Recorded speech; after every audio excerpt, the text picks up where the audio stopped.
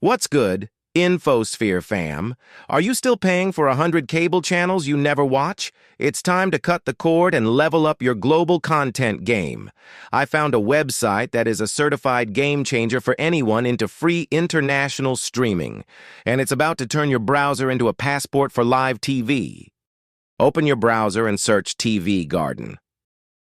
The best part? You literally spin the world and select a country to access channels. No cables, no sign-ups, just internet access and this globe. Let's hit up the USA. Instantly, the sidebar loads up with all the free-to-air channels streaming live from the States.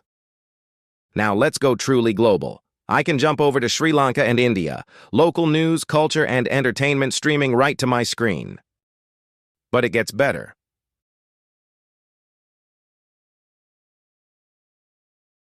Drop down the menu on the left.